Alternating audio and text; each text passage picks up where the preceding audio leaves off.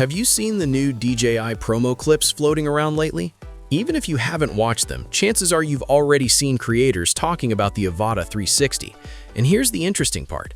Those creators are still under NDA, which means they can show a few things, talk about early impressions, but they can't reveal the full story yet. The official launch is scheduled for March 26th, but DJI has already started letting people share limited previews. And honestly, those early videos reveal a lot more than you might expect. Today, we're breaking down the biggest details hiding inside those previews: the size, the camera system, the flying modes, and some surprising design changes that answer a few big questions about the Avata 360. So if you're curious about what DJI is about to release, stick around, because this drone might be very different from what the Avata line used to be.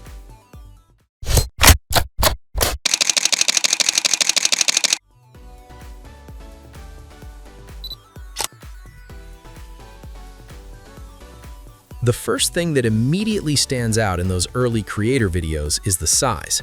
The Avata 360 is clearly larger than previous Avata drones. At first, that sounds like a step backward, right? Bigger usually means heavier and less agile. But here's the twist. Even though the drone is larger overall, the frame looks noticeably slimmer. The body seems more stretched out rather than compact and chunky. That change in shape also explains something else people noticed. The battery system has changed. Earlier Avata batteries will not work with this new model, and the new battery will not fit the older drones either. That tells us DJI redesigned the internal layout completely. And whenever a company changes something as fundamental as the battery architecture, it usually means the drone itself has very different hardware inside.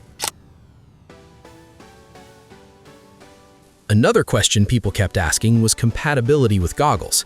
In most early videos, creators are flying the Avata 360 using DJI Goggles N3, but according to several of them, the drone should also work with Goggles 3. That flexibility matters because many pilots already invested heavily in DJI's FPV ecosystem. And speaking of flying, the Avata 360 still supports multiple control styles. Manual mode remains available for experienced pilots who want full FPV control, including flips, dives, and freestyle moves. For beginners, there is an assisted flying mode that keeps things easier and more stable. And then there is head tracking mode. This is where things get really immersive. The camera responds to the pilot's head movements inside the goggles, allowing you to literally look around while flying. Now here's something creators have been openly discussing: the stitch line. Since the Avata 360 captures spherical footage using multiple lenses, the image has to be stitched together digitally. During flight, that seam can sometimes be visible in the goggles or live view. Think of it like a faint line where two camera feeds meet. In the final edited footage, it's usually much easier to hide, but during real-time flying, pilots may occasionally notice it. This is not unusual for 360 cameras. It is simply part of the technology. And honestly, most creators say it becomes less noticeable once you focus on flying rather than looking for it. Now, let's talk about the camera system itself, because this is where the Avata 360 becomes really interesting. According to early reports, the drone uses two square 1/1.1-inch CMOS sensors. Each sensor delivers around 64 megapixels, which is impressive for a drone designed for immersive capture. The lenses provide an extremely wide 200-degree field of view with an f1.9 aperture. That wide angle is essential for capturing full spherical footage. Stabilization comes from a combination of a single-axis mechanical gimbal and digital stabilization working together. The mechanical gimbal allows tilt adjustments between -60 degrees and +60 degrees, while the digital system smooths out movement during flight. The result should be stable footage even when the drone is flying aggressively. Beyond the camera, there are a few practical upgrades that many pilots will appreciate. One of the biggest is the replaceable lens kit. Earlier Avata models had a frustrating issue. If you scratched the lens during a crash, fixing it was complicated and expensive. The Avata 360 changes that by allowing users to replace the lenses themselves. And considering how exposed those lenses are during FPV flying, scratches are almost inevitable. Flight time is expected to reach around 23 minutes, which is actually solid for a drone combining FPV agility with a 360 camera system. Transmission range is rumored to reach up to 20 kilometers using DJI's latest connection system. Creators testing the drone also mention stable signal performance even in challenging conditions like dense forests or snowy environments. So what does all of this tell us about the Avata 360? DJI appears to be building something very different from the original Avata formula, a slightly larger but slimmer FPV drone designed specifically around immersive 360 capture. With replaceable lenses, flexible control modes, and strong signal reliability, it looks like DJI is aiming to make this drone accessible to both beginners and experienced FPV pilots. And with the official reveal just around the corner, there's a good chance DJI still has a few surprises waiting. Now I want to hear from you. Do you think a 360 FPV drone like this changes the way people will shoot aerial footage? Drop your thoughts in the comments below. What if the next DJI Pocket camera secretly had 2 lenses instead of 1? That's the question a brand new leak is raising right now. If you've been following the DJI Osmo Pocket 4 rumors, you already know the standard model is expected to launch very soon. But suddenly, a fresh image has appeared showing what looks like the Pocket 4 Pro, and this time the camera module is finally visible.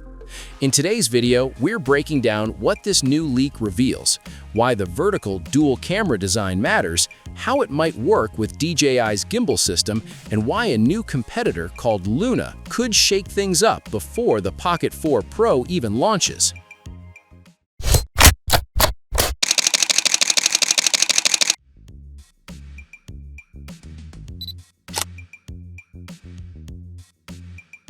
So here's what happened.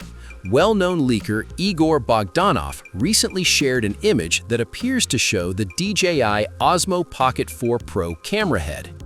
Now, you might be thinking, okay, cool, another blurry leak, but this one is different. For the first time, the camera module is actually visible enough to understand the layout, and it confirms something that earlier leaks only hinted at. The 2 lenses appear to be stacked vertically, one sitting directly above the other. Earlier images suggested this possibility, but they were so blurry that many people were not convinced. With this new image, the layout is much easier to see. Now, here's where things get interesting. That vertical arrangement may not just be a design choice, it could be a practical decision that helps the gimbal stabilization system work more efficiently. Think of the Pocket series like a tiny robotic arm holding a camera. The gimbal motors need to balance the weight of the camera head perfectly. When lenses are stacked vertically, the weight stays closer to the central axis of the gimbal motors.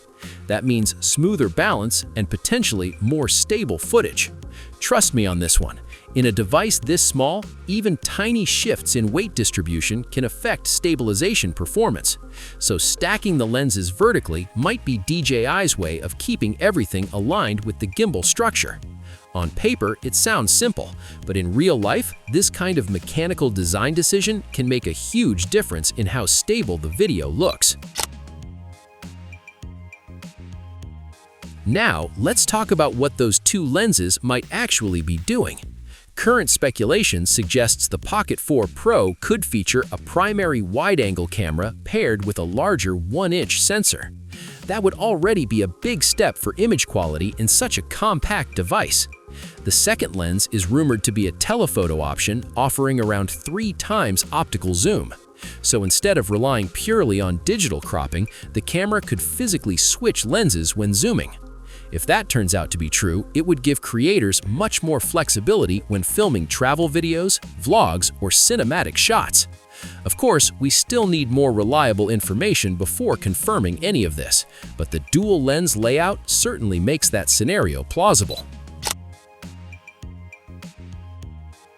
Now, here's where the story gets even more interesting. A rumored camera called Luna from Insta360 might launch before the Pocket 4 Pro, and according to leaks, Luna could use a completely different approach. Instead of stacking lenses vertically, it may place them horizontally side by side. Think of it like 2 cameras sitting next to each other instead of one above the other. Each approach has its advantages. Horizontal spacing might allow more distance between sensors, which can help with depth data or zoom capabilities.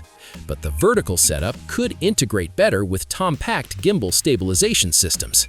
So, essentially, these two companies might be solving the same problem in totally different ways. So, what do we know right now? The standard DJI Osmo Pocket 4 is still expected to launch first, possibly very soon. The Pro model with the dual camera system could arrive later, maybe sometime around the middle of the year. Meanwhile, Luna might hit the market earlier and try to capture attention first. But remember this, hardware is only part of the story. DJI has always had a strong advantage in software stabilization and ecosystem features, and that could end up being the real deciding factor once both cameras are finally in the wild. So what do you think about this new leak? Are you excited about the dual-camera Pocket 4 Pro, or are you more curious about what Insta360 Luna might bring? Drop your thoughts in the comments. And if you enjoyed this update, make sure to like, subscribe, and hit the bell so you do not miss the next leak, because at this rate, the full picture might appear sooner than we think.